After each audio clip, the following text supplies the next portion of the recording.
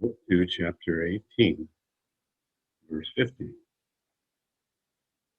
A simile, or example, serves to explain the unapparent meaning of a passage by illustration with something that is well known and which may be useful to help understanding. It is hard to understand a meaning without an example, just as it is useless to have a lampstand at home without setting a lamp on it at night. The similes and examples I have used to make you understand are all derived from some cause or other, but they lead to knowledge of the uncaused Brahman. Whenever comparisons are and compared objects are used to express cause and effect, they apply to all cases except Brahma, who is without a cause. The examples that explain the nature of Brahma are to be taken in their partial sense. The examples given to explain divine nature are to be understood as referring to a world seen in a dream. In such cases, no material example can apply to the incorporeal Brahma, and no optional and ambiguous expression can give a definite idea of him. Those who find fault with examples of an imperfect or contradictory nature cannot blame our comparison on the appearance of the world to a vision in a dream. Earlier and later developments of this non-entity, the world, are considered to exist in the present moment. Waking and dreaming states are known from our boyhood. The comparison of the existence of the world with the dreaming state is exact in all instances because our desires, thoughts, pleasures, and displeasures, and all other acts are both in the same states. This work and all others, composed by other authors on the means of salvation, have pursued the same plan in their explanation of the knowable. The resemblance of the world to a dream is found also in the scriptures and the Vedanta. It is not to be explained in a word, but requires a continued course of lectures. Such writings also cite comparison of the world to the images in a dream or an imaginary paradise of the mind in preference to other similes. Whenever a causality is shown by a simile of something which is no cause, there the simile is applied in some particular and not all of its general attributes.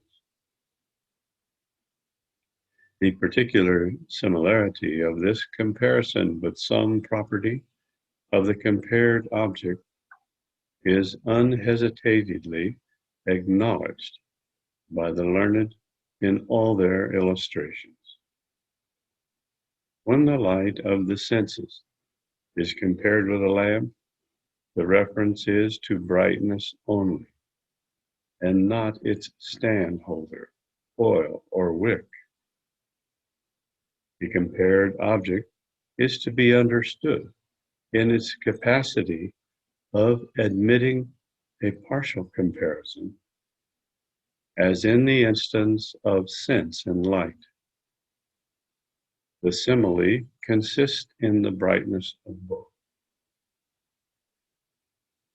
When the knowledge of a knowable thing is derived from some particular property of the comparison, it is the subject of a suitable simile in order to understand the sense of some great saying. We must not overshadow our intellect by bad logic, or set at nothing our common sense by an unholy skepticism.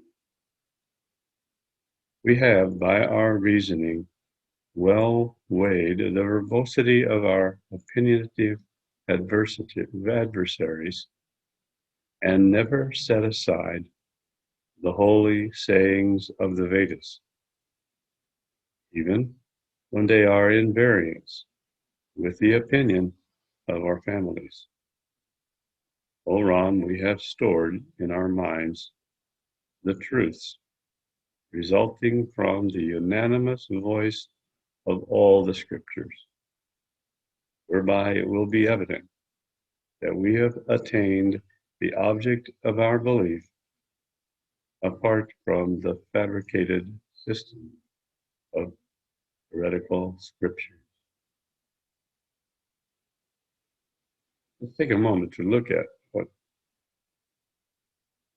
has just been explained here, because it's very important. What Vasishta is saying is that he's giving us the background and understanding of the different passages of knowledge that are explained here in the Yoga Vasishta, and how we should apply them. And the understanding is that he is presenting the description of divine karmic traces. And by doing that, this is counterbalancing or balancing the individual karmic trace knowledge constructs that we have come to know as truth, correcting those, and in that, creating this balance in our karmic traces, giving us a fundamental opening to divine karmic traces.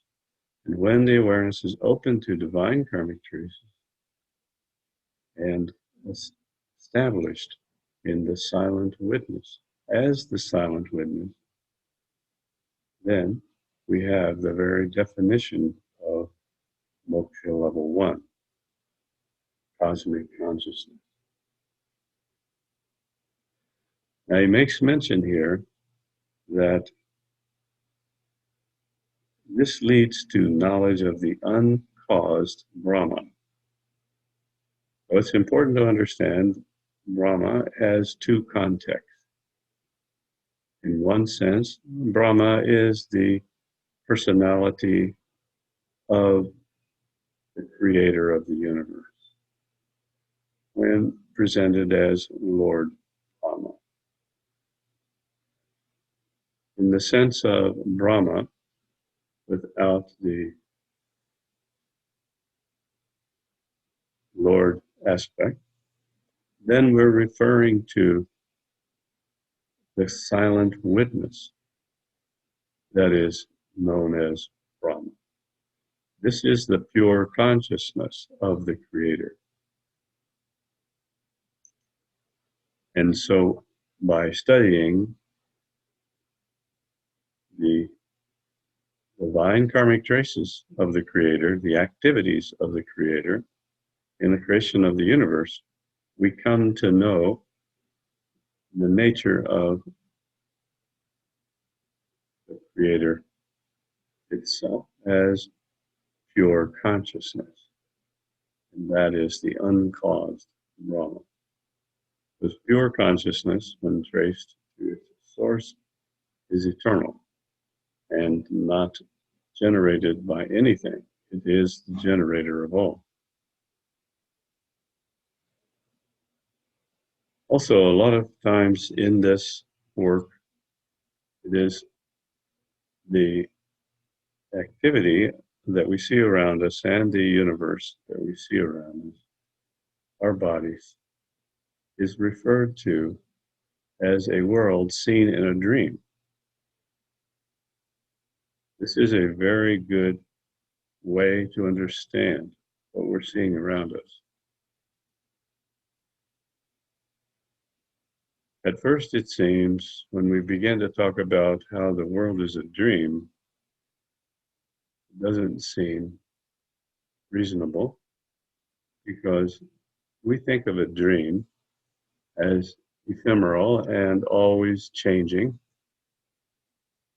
often chaotic, but not stable. Yet, we look at the world around us and it seems rather stable. There's a table, a chair, and another person. And if we look away and look back, that table, that chair, the other person remain in the room. And they don't really look that different, any different at all. The person may have a different expression on their face or may have moved to another location, but still the same person. But in a dream, we look at something and then we look away and we look back. Whatever it was may have changed dramatically or be gone. So dreams seem to be always changing, whereas what we call waking state in the world around us seems to be very permanent. However, that is just a perspective. Time in a dream is different from time in the waking state. In waking state, time is quite orderly and progresses at a pace that we're accustomed to. In dream state, time is more chaotic. And if we have the sense of a lucid dream, we realize that on one hand, in our waking state reality, very few minutes are passing.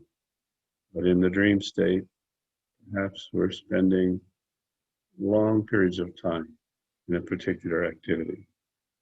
Maybe we're flying over the mountains, and it's taking us hours of flight, and we're seeing many, many scenes unfolding below us as we fly over the mountain in our dream.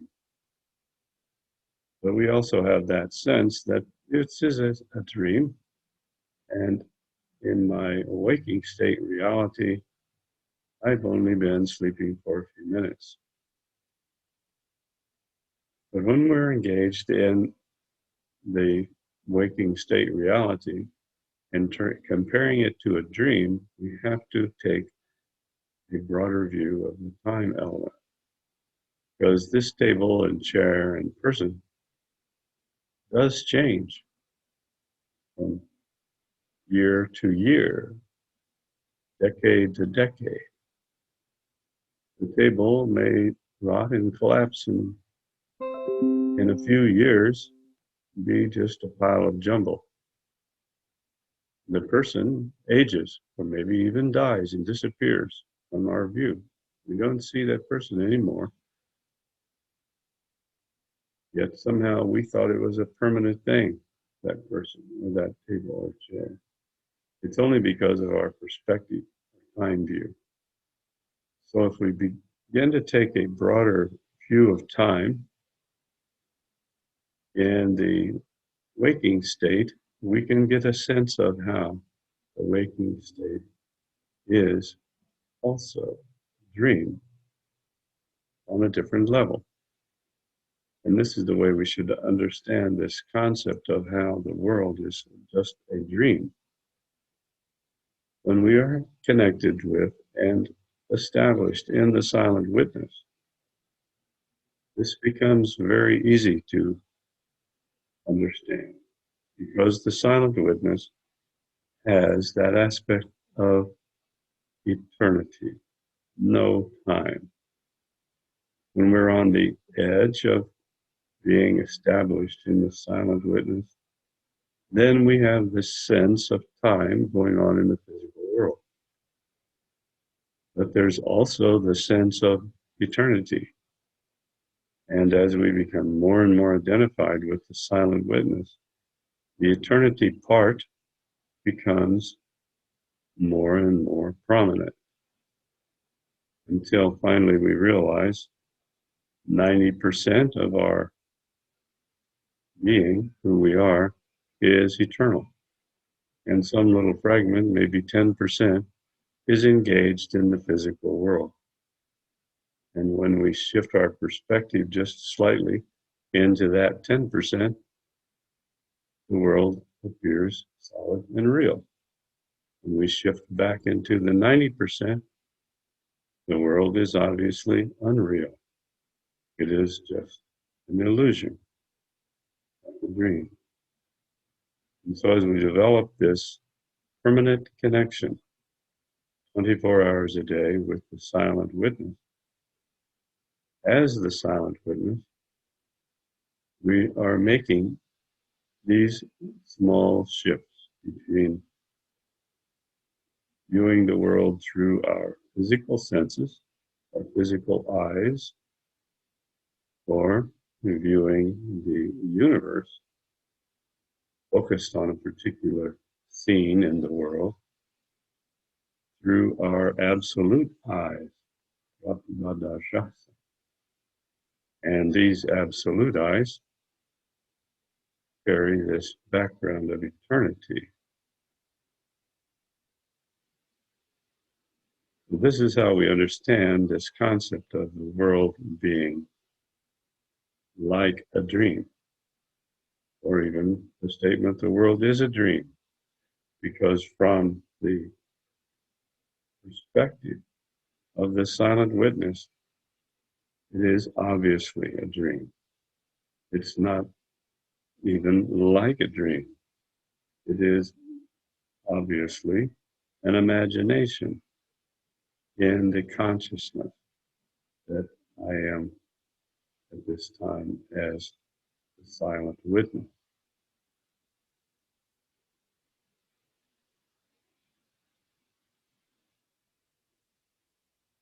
Chapter 19, Interpretation of Comparisons in the Yoga Vasishta. It is the similarity of some particular property that constitutes a simile. A complete similarity between the comparison and the compared object destroys the difference. From the knowledge of parables follows an awareness of the one soul that is discussed in the scriptures. The peace that attends reflection on the holy word is called extinction, nirvana. Therefore, it is useless to talk of either complete or partial agreement between example and exemplar. It is enough for the purpose of the comparison to comprehend the meaning of the holy word in some way or other. Know your peace to be the chief good, and be diligent to secure it. When you have food to eat, it is useless to talk about how you came by it. A cause is compared with something that has no cause at all, and a comparison is given to express its partial agreement in some respect with the compared object. We must not be so absorbed in the pleasures of the world as to be devoid of all sense, like some blind frogs that generate and grow fat amidst the rock. Be attentive to these parables and learn your best state from them.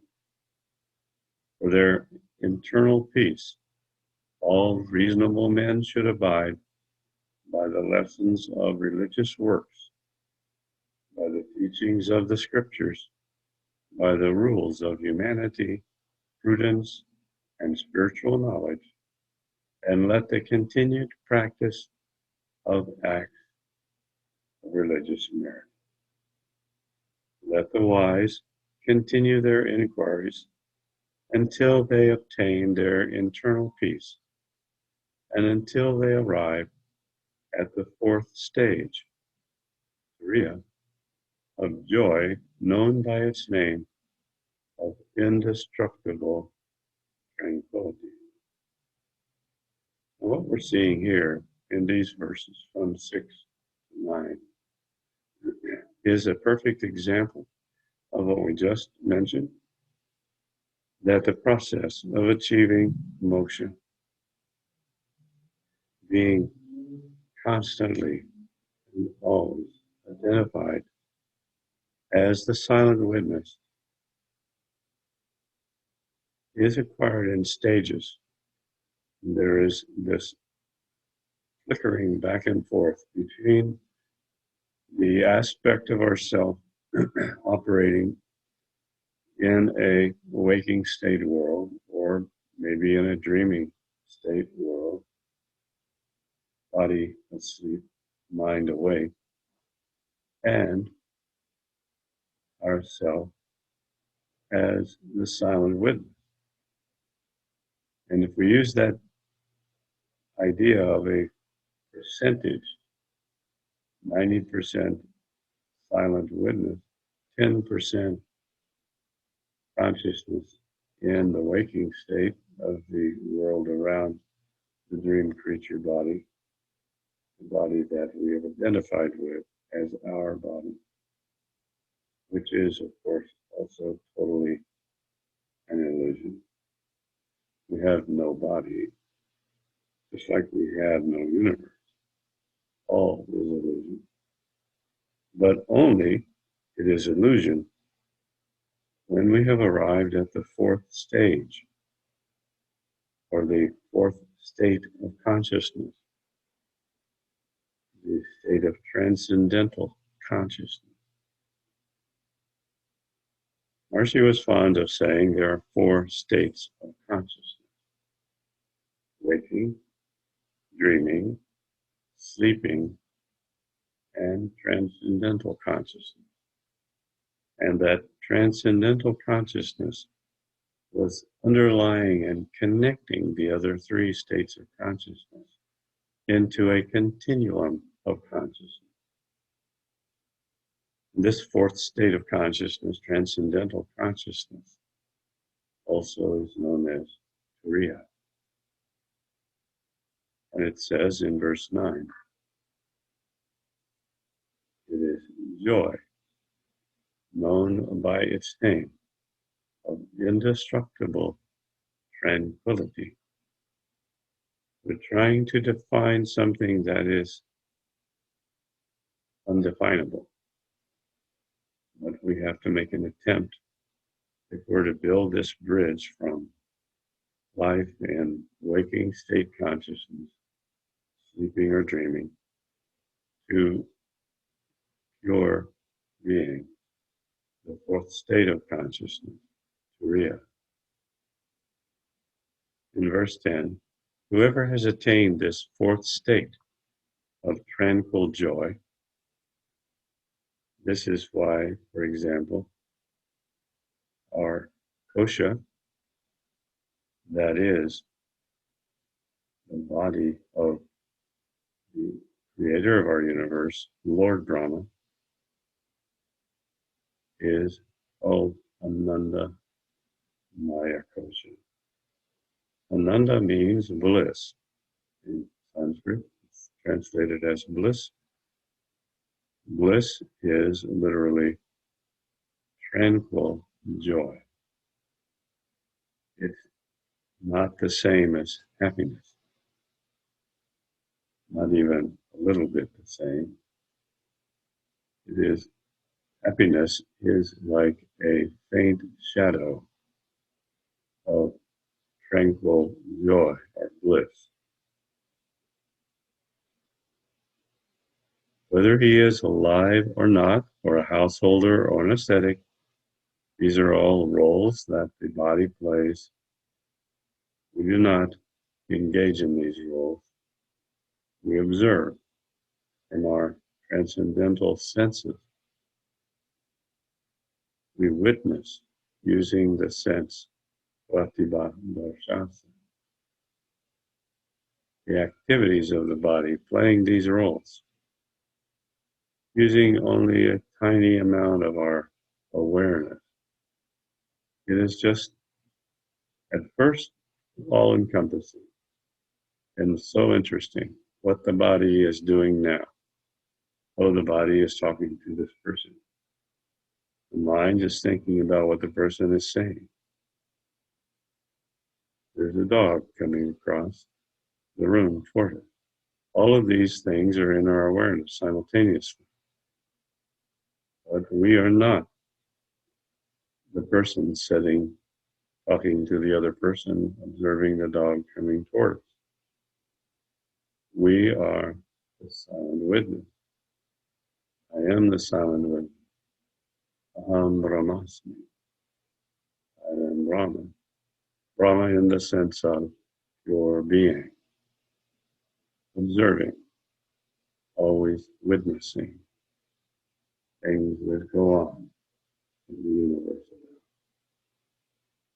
Such a man remains steady at his place like the calm sea, undisturbed by Mandara mountain, whether he has performed his duties according to the scriptures and codes of ethics or not.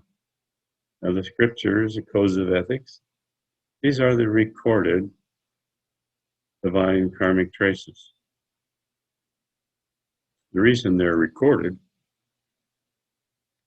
is because this body is living through the period of time known as Kali Yuga, where the pressure, the weight, the obscurity of individual karmic traces is so great that almost no one has any knowledge of, direct knowledge of the divine karmic traces. That's what the scriptures are. The recordings of the divine karmic traces in a purely physical form that can be read or understood by the mind and then interpreted. And we get a faint idea of the divine karmic traces in that way. So if we perform our duties according to the scriptures, that means we're following the divine karmic traces to the best of our ability while embedded in material universe and liable to make many mistakes, creating more karmic traces until we learn how to connect with the silent witness. Once we're established in the silent witness, as the silent witness, then it's easy to know when the body is about to do something motivated entirely by individual karmic traces, and when the body is about to do something motivated by divine karmic traces. Then we use our transcendental intellect to see and make this reasoning comparison, and we always go in the direction of divine karmic traces. Because this is who we are. We are an expression in the physical realm of divine karmic traces, covered over by individual karmic traces to some extent. In this process of clearing away the covering of individual karmic traces is the performance of such acts that balance the individual karmic traces. In the Sanskrit term, sadhana, the performance of some activity that is balancing the individual karmic traces, because this activity is in perfect alignment with divine karmic traces. Every time we introduce the opposite to an individual karmic trace, because it's this particular karmic trace is an individual karmic trace, we know it arose from doing something opposed to and not in support of divine karmic traces. That's how the karma was created in the first place. So to balance it, we do the opposite, sometimes in a sense of a very general opposite, such as thinking the mantra. The mantra has a quality of balancing any karmic trace that it comes into contact with. And so it is a very general way of balancing karmic traces. Or by performing duties according to the scriptures, what we're doing is we're playing our role as a physical being in many times directly opposite to individual karmic traces, and therefore balancing.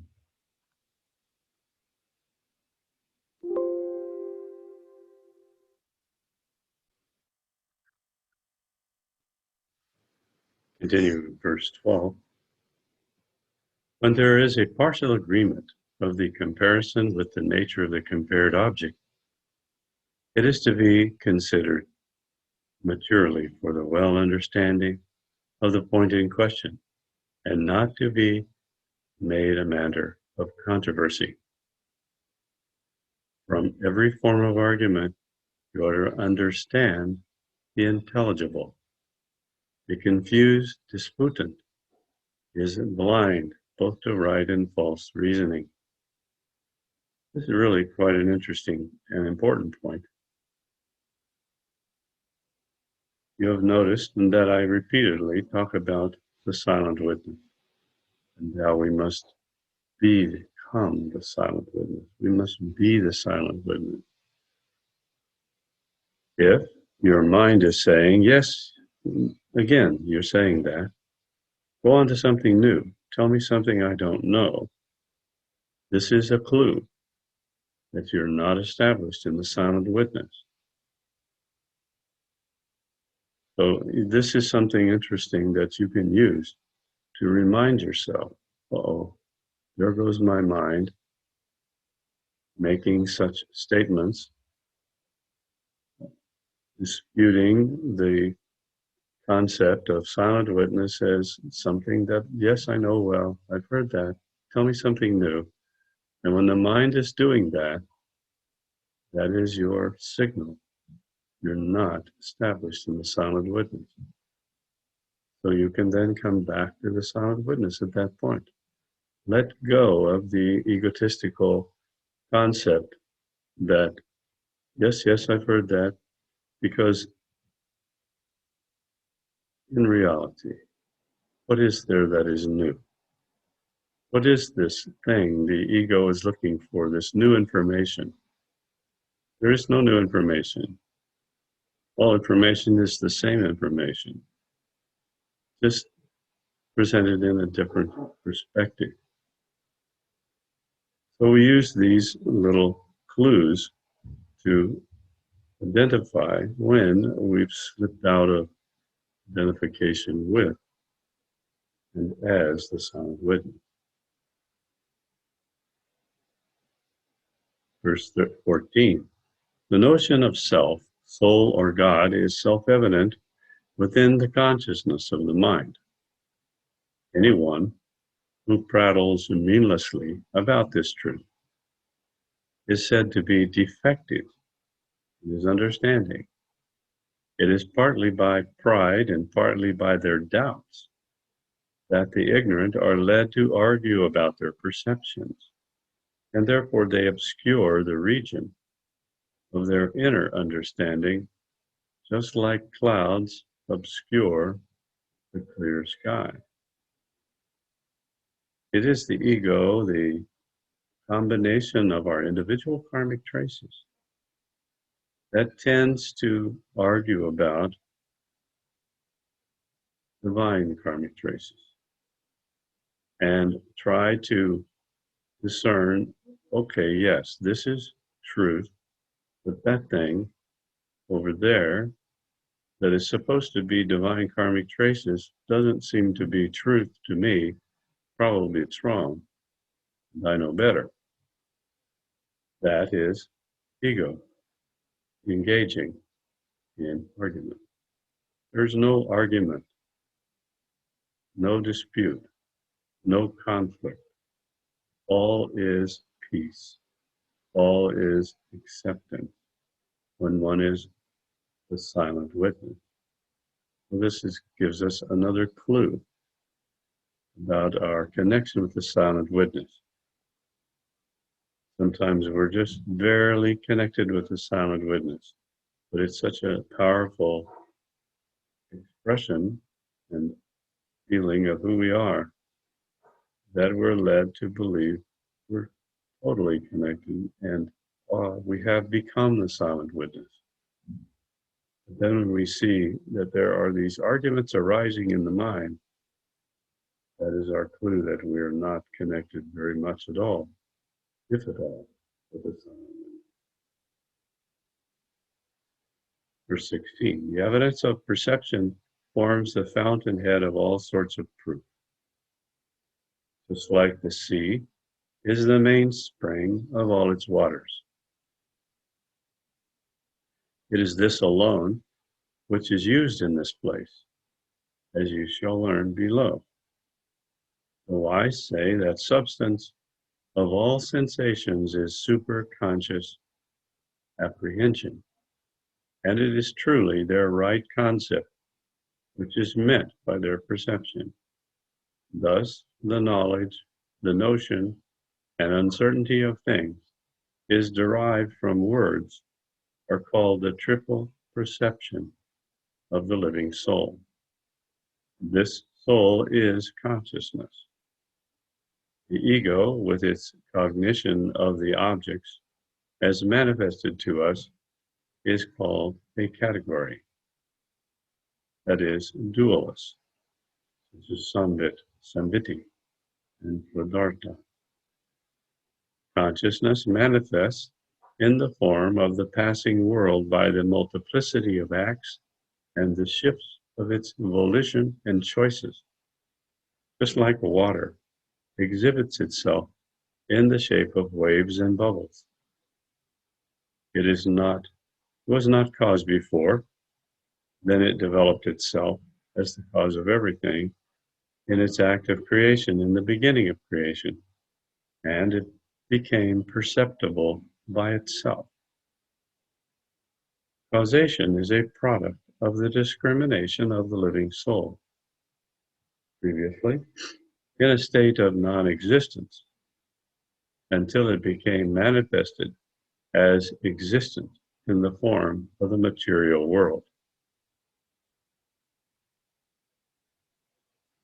Reason says that the same being that destroys the body also produced it of itself and manifests itself in its transcendental magnitude of intelligence.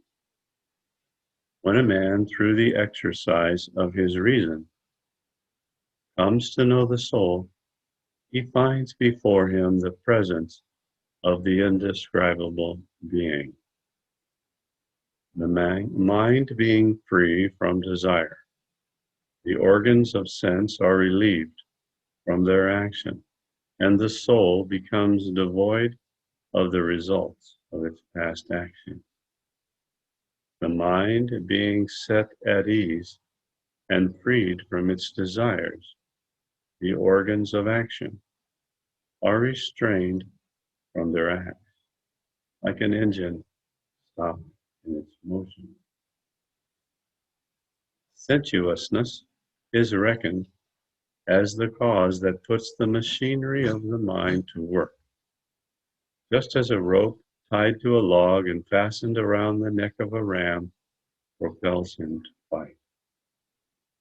The sight of external objects and the purpose of the internal mind set all men at play, just like the inner force of air puts wind in motion. All spiritual knowledge is holy, wherever it is found in anyone. It adds a luster to the body and mind, like that of the expanded region of the sky. He sees the appearances of all visible objects and maintains his own positions among them. He views the spirit in the same light in which it presents itself in any place. Wherever the universal soul appears itself in any light, it remains there, and then in the same form in which it exhibits itself to us. The universal soul being alike in all, the looker and the object seen are both the same thing.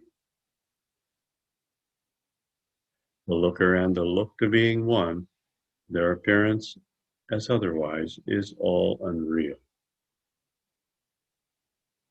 Hence the world is without a cause. All existence is evidently Brahma himself, the perceptible cause of all. Hence, perception is the basis of evidence, and inference and others as analogy and verbal testimony are only parts of it. Now let the worshippers of fate, who apply the term destiny to all their efforts and cast off their false faith, and let the brave exert their courage to attain their highest state. Continue, O Ram, to consider the true and lucid doctrines of successive teachers until you can arrive at a clear conception of the infinitely supreme being in your own mind. Well, again, a very important information is being conveyed. Why do we repeatedly study the Yoga Vasishta? All of us have already read the whole Yoga Vasishta. Why are we doing it again? And will we do it yet again? What is happening as we're studying the Yoga Vasishta and doing these various things that are in alignment with divine karmic traces is we are polishing our silent witness. The silent witness is, of course, already pure, doesn't need to be polished, but who we are as established in the silent witness may need a little polishing, may need a firmer connection, and that is caused by still traces of individual karmic traces. So as we continually perform these various practices of thinking the mantra, performing sanyama on sutras, doing the various aspects of our sadhana, our spiritual practices, we are refining and polishing this beautiful existence that we are as the silent witness until what definitely dawns is the realization that we do not exist at all, that we are infinitely supreme being.